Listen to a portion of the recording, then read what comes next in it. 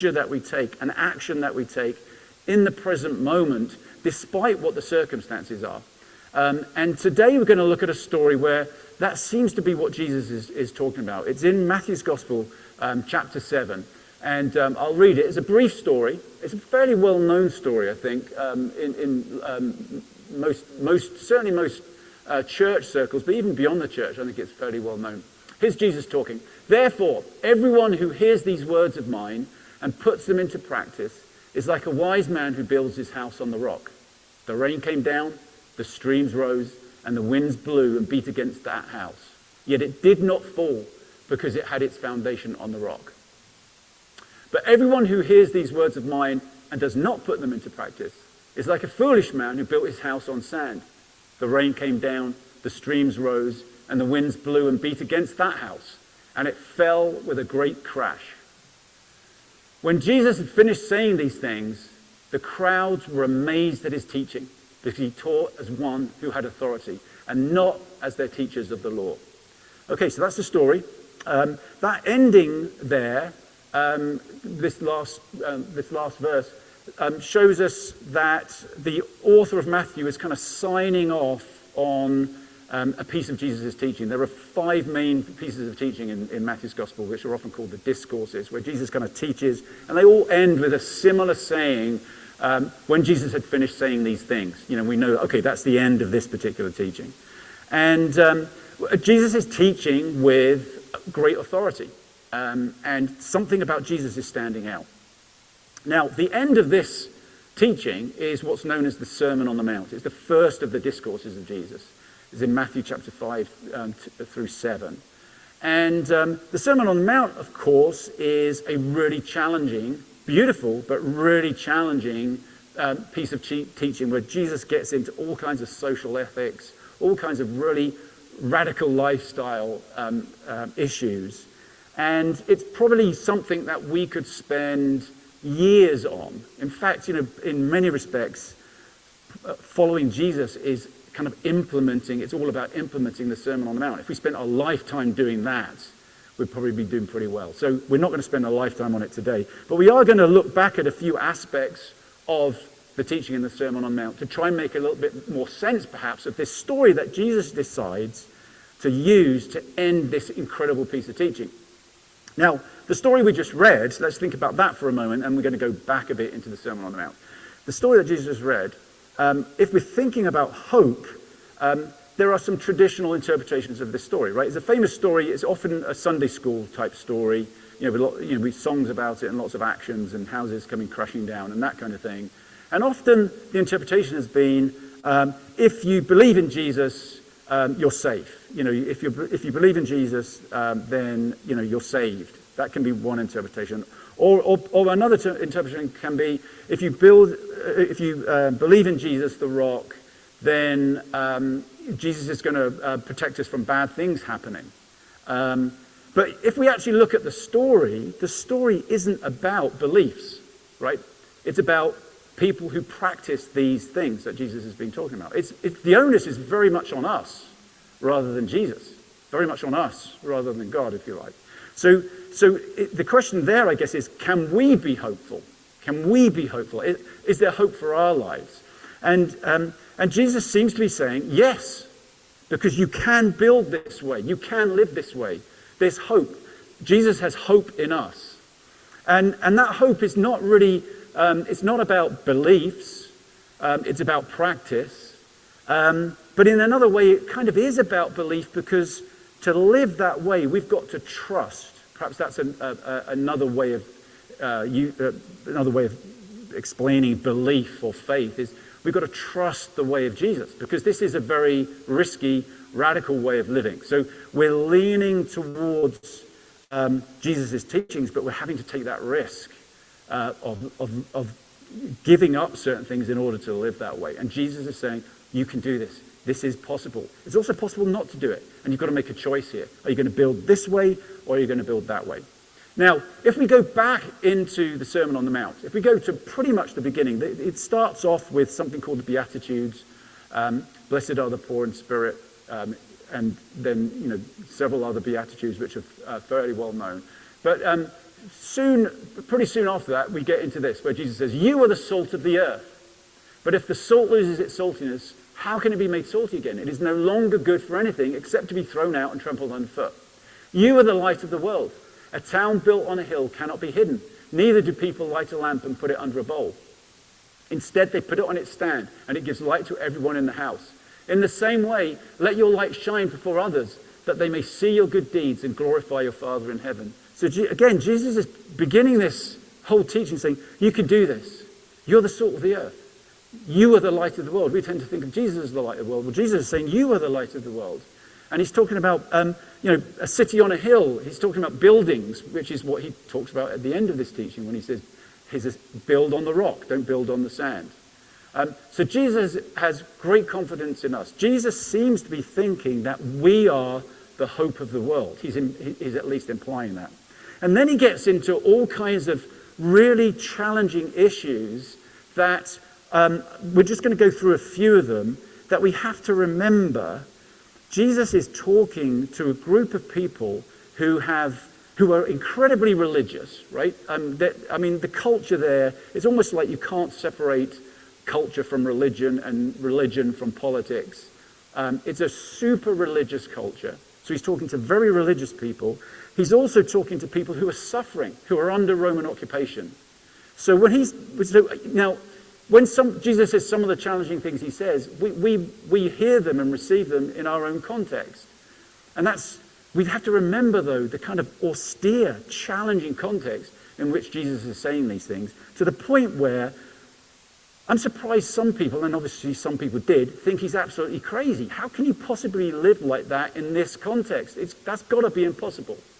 So let's think about the religious context for a moment. So Jesus starts off by saying, do not think that I've come to abolish the law or the prophets. I have not come to abolish them, but to fulfill them. So Jesus is saying, look, okay, there's this thing called the law, Torah in Hebrew, which is probably actually better not translated as law, but more like the way. It's teaching, it's instruction, it's divine wisdom. But what had happened with that Torah is that you have almost like technocrats who dissect it and look at precedents and decide, well, this is what it must mean in a very kind of technical, legalistic kind of way. And then you basically have to follow those rules. And if you follow them, you're in. If you don't follow them, you're out. Whereas Jesus is coming not like a cleric or not even really like a scholar, but coming as a sage, somebody who is both interpreting this law in new ways to see what is the spirit behind the law, what is the spirit behind this spirituality, and embodying it, living it out. He's not just talking about it, there's fruit to his life. He lives this radical lifestyle. So that's why at the end, when we just read that last story, the people are thinking, this guy's legit, he has authority, and that authority comes from his integrity, both his willingness to critique Torah and sort of get inside it and try to understand what's the intent of this, what was this meant to mean, and also embodying it and living it out.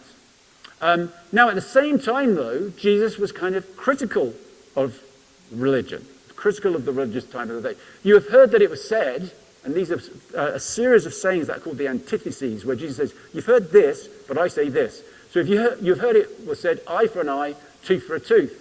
But I tell you, do not resist an evil person. If anyone slaps you on the right cheek, turn the other cheek also. If anyone wants to sue you and take your shirt, hand over your coat as well. If anyone forces you to go 1 mile, go with them 2 miles. Give to the one who asks you, and do not turn away from the one who wants to borrow from you. So Jesus here, talk about sage, talk about wisdom. Here is, 2 millennia ago, somebody who's grown up under a tyrannical occupation, who's talking about non-violence. Not non-violence as just you can hit me, I'll forgive you. You can hit me again, I'll forgive you. You can hit me. That's not what this is about. If we take this one of the examples left on the screen here about if somebody forces you to go 1 mile, go 2 miles. Well, there was a Roman law that meant that a soldier could force you legally to carry their equipment for 1 mile. It's oppressive. It's kind of crazy. It's ridiculous. So Jesus is saying, if somebody asks you to do that, offer to go another mile. And that creates a dilemma, because you couldn't the soldier couldn't legally require you to go more than 1 mile. So you're really asking him to break the law, and you're kind of putting them in an awkward situation and exposing the injustice of the situation. Likewise with turning the other cheek.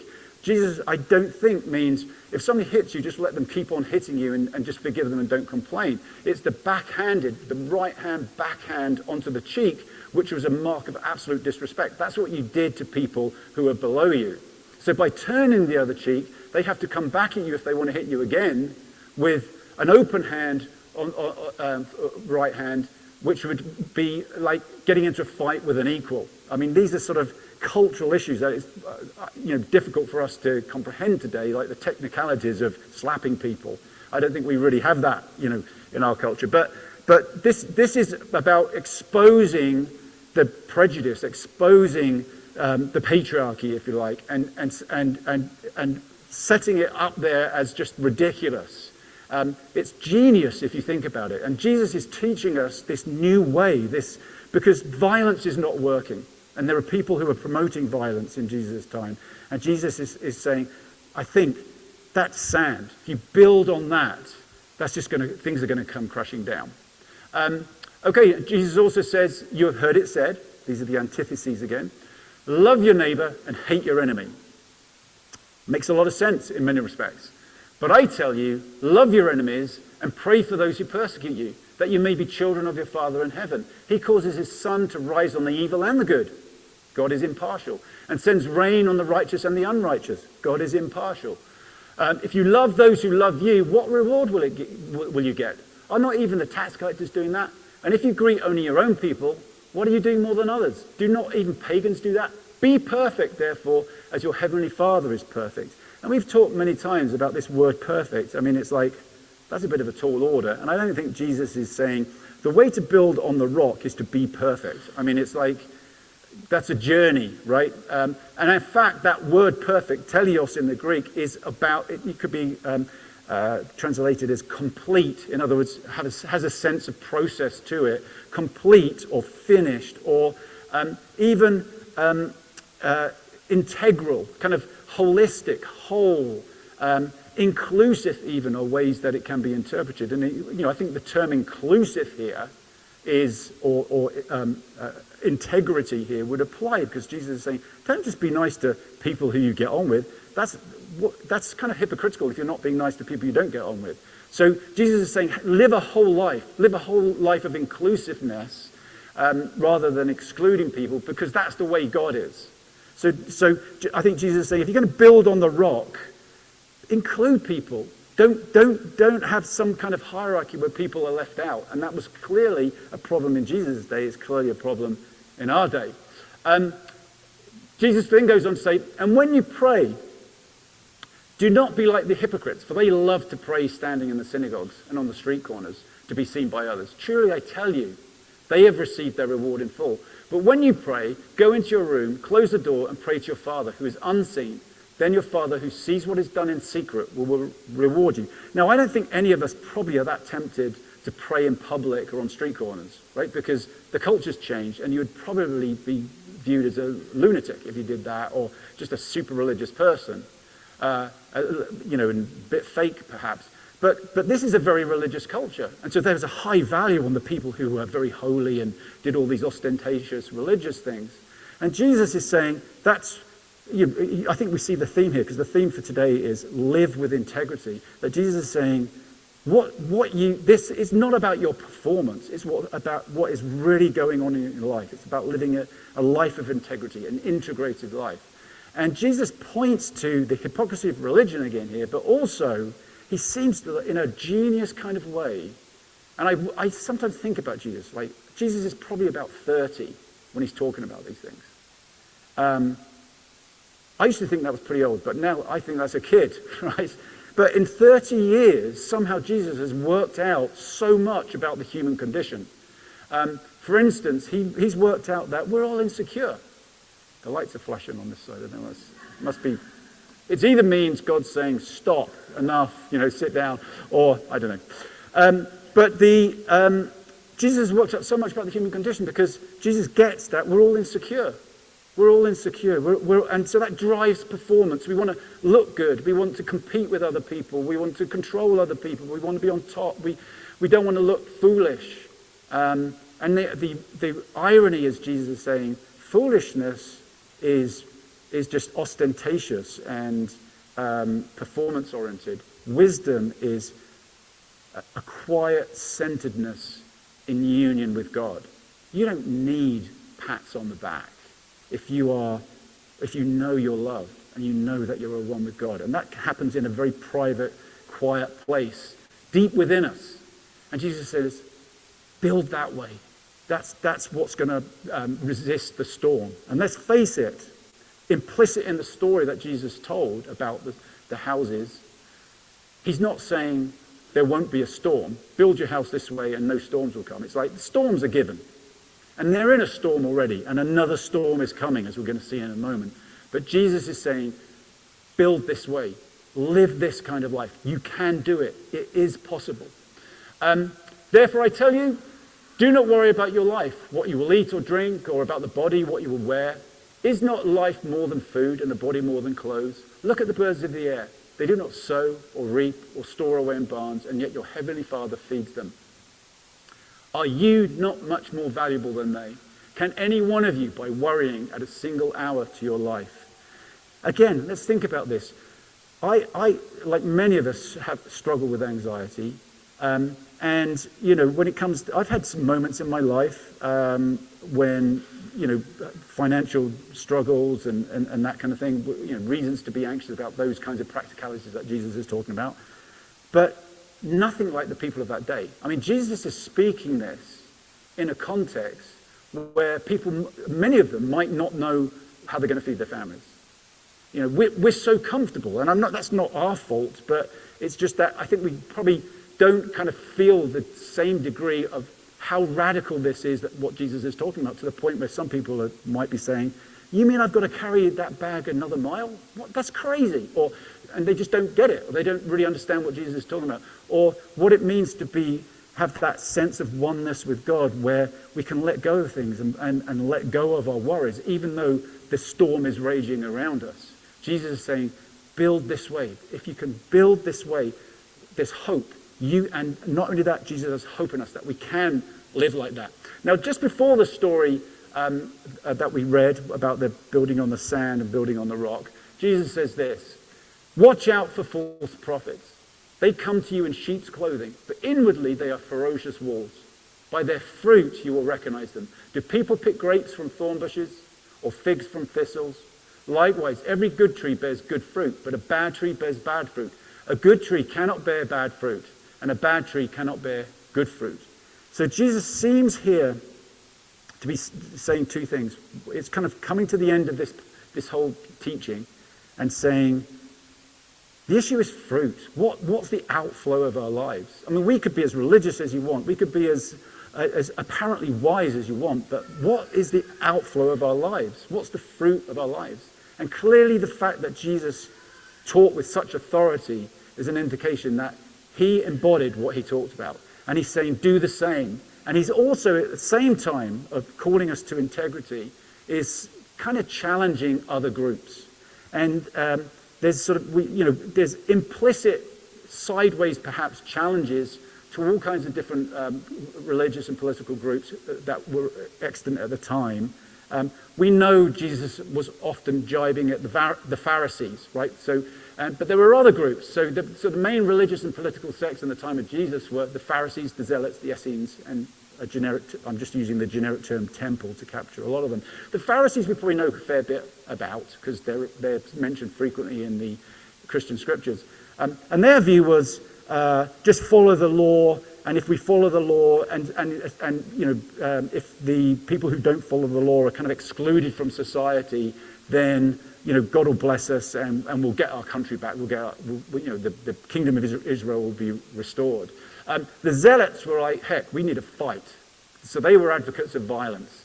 So you can see Jesus perhaps challenging the religious elements of the Pharisees, the violent elements of the Zealots. The Essenes were monastic, mystic group that went out to the desert. They kind of opted out. They're very apocalyptic. They were just waiting for the end of the world and stay pure until the end of the world kind of thing. We have some of those kinds of groups today, don't we?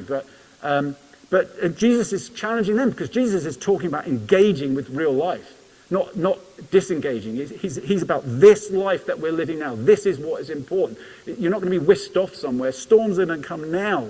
Storms are present in this reality. This is how to live in this reality. And then there's the temple, which is, the temple was obviously a building. And it's interesting because Jesus is talking about a building coming crashing down.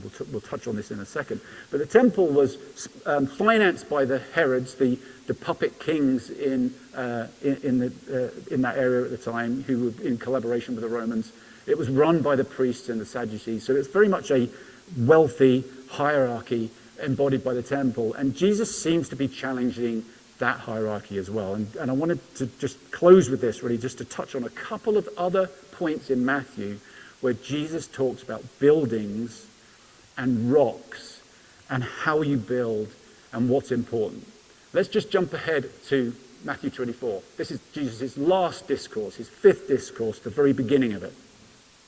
Jesus left the temple and was walking away when his disciples came up to him to call his attention to its buildings. Do you see all these things? He said. He asked. Truly I tell you, not one stone here will be left on another. Every one will be thrown down. So it's hard to read that without remembering Jesus' story about a building collapsing, right? And what is Jesus referring to here? Well, firstly, the building. This is an artist's impression of what the temple looked like. It was a magnificent building. This is the second temple. The Babylonians destroyed the first one, and the second one was built in this era with the financing of the Herods. It's called the Second Temple because it was the second temple, and it was in a sort of big enclosure. A magnificent building. So you can see how the disciples would be, wow, this is amazing. It had also become a kind of symbol of the Jewish identity. So people would come from far and wide for different festivals in the temple. It was a place where the nation that was spread out and the diaspora would come together, pilgrims coming into the temple. So it became associated with the national identity of the Jewish people, but also it was identified with Jewish nationalism. It became identified with even xenophobia and a country, religious nationalism, a certain religion being better than all the others, and a certain country being better than all the others, and a desire to liberate that country from the oppression that it was under because of its special status. So it was associated in many respects with nationalism, with religious nationalism. And Jesus seems to be saying that way, however we approach it, whether it's violent or just religious, is not going to work. He's referring here, when he's talking about these buildings will be thrown down, Jesus seems to be referring to, and this could be the author of Matthew referring back to because these events had already taken place in the year 70 CE.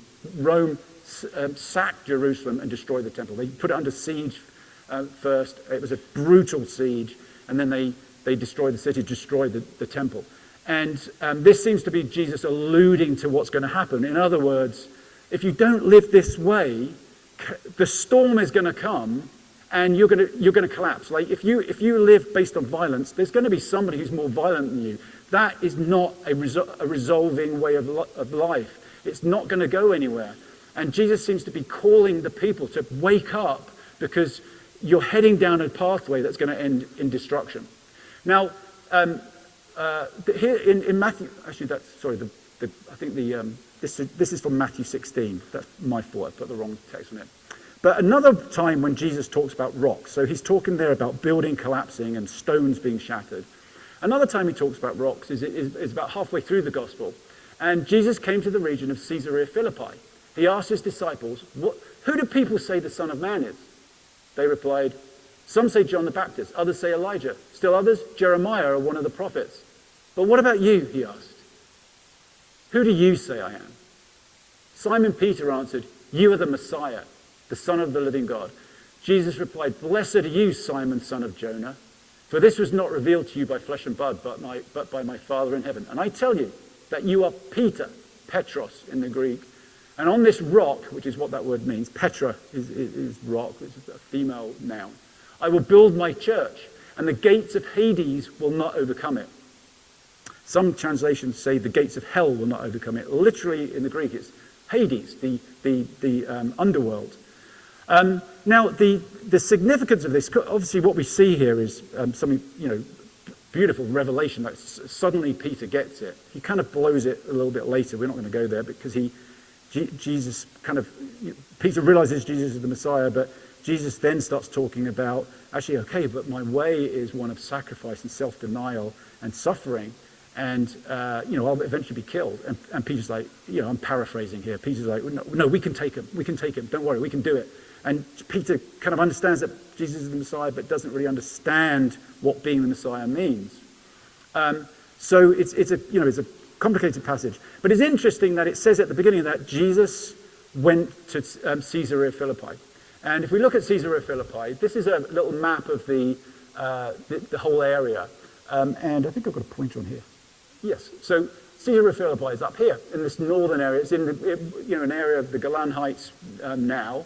It's called that now. It was called Banyas sometime after this period, but it was called Caesarea Philippi at the time. And it's in the area of governed by one of the Herods, Herod Philip, hence Caesarea Philippi, because this was a city that was built through the collaboration of Herod, the Herods, who were the puppet kings that the Romans put in place, collaboration between them and the Roman Empire.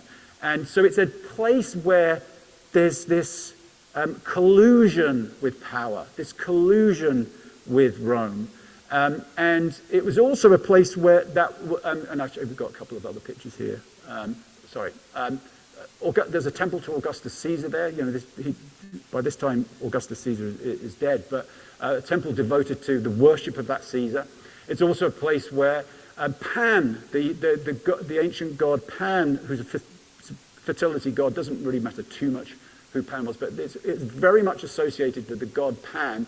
And in fact, one of the headwaters of the Jordan River is there, and there's a cave where the water comes out. This is a present day photo of that, and this was known as, so there's a shrine to Pan here, but it was also known as the gateway to the underworld, to Hades, right? So lots of references here where Jesus is basically choosing to ask this question, and Peter responds to it, or at least the author of Matthew is choosing to describe when this happened and giving us a context in Caesarea Philippi, where Jesus' messiahship is clearly a challenge against colluding with Rome. So it's not just don't fight Rome, but it's also don't collude with Rome, or let's say fight Rome in a different kind of way, live a different kind of life. So it's not about violence, but nor is it just kowtowing to violence, nor is it just kowtowing to imperialism.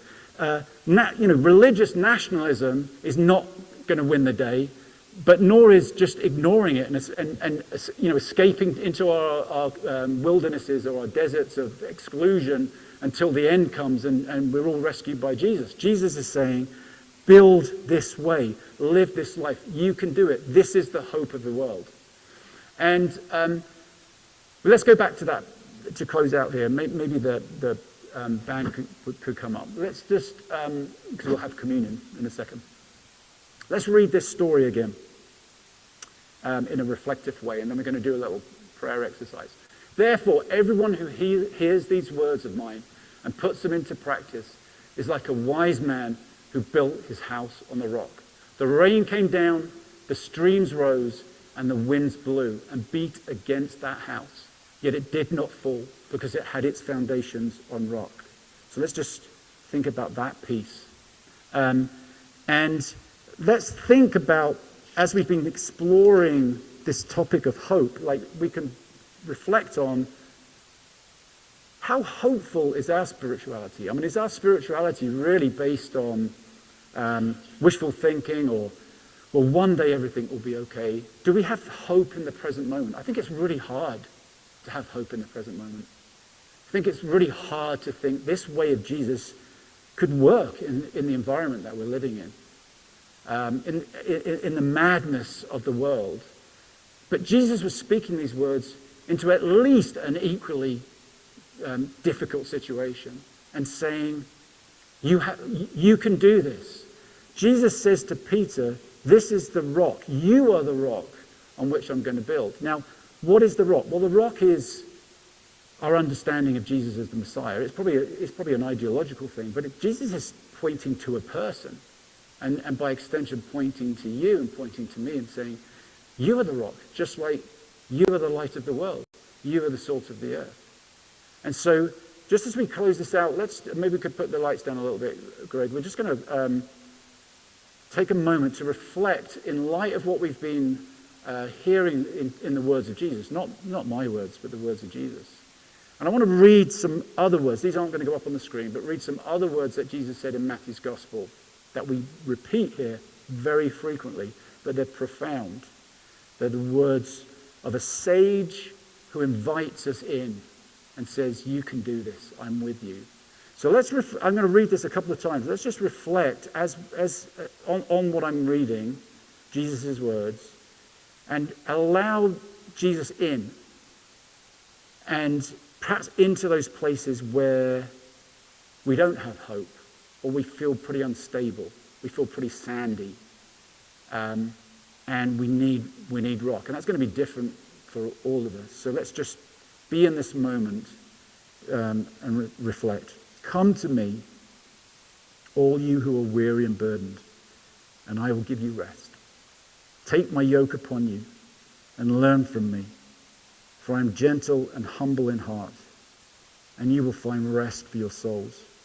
For my yoke is easy and my burden is light. So whatever we're feeling, Jesus isn't forcing something on us. Jesus isn't saying, this is really hard and you better do better. Jesus is saying, come to me. We can do this together.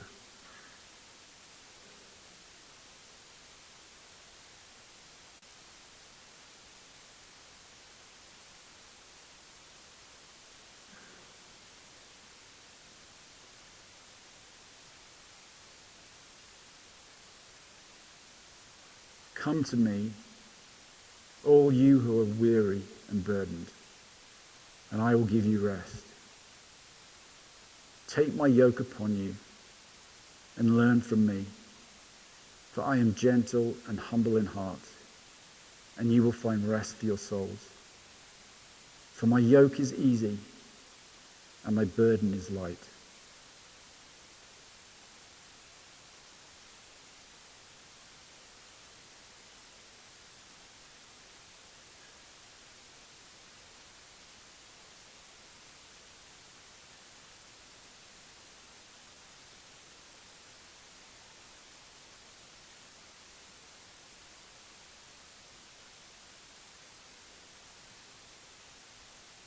Jesus, in all our insecurities, in all our fears, all our anxieties, all our anger, all our desire for vindication, all our desire for punishment,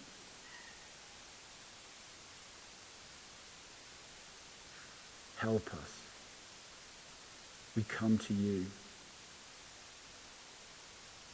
weary and burdened. In all our confusion, amid the clamoring voices and the strong movements that often seem to win the day, we come to you, the light of the world, who calls us the light, who builds on us, who has hope in us.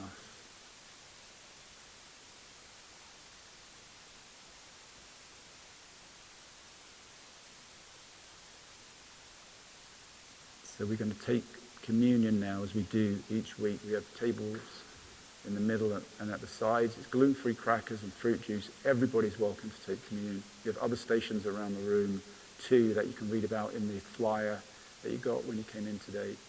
But let's just use this time to reflect in the way that's appropriate for us. The band will be playing some music, singing another song, but let's use this time in the way that we need to.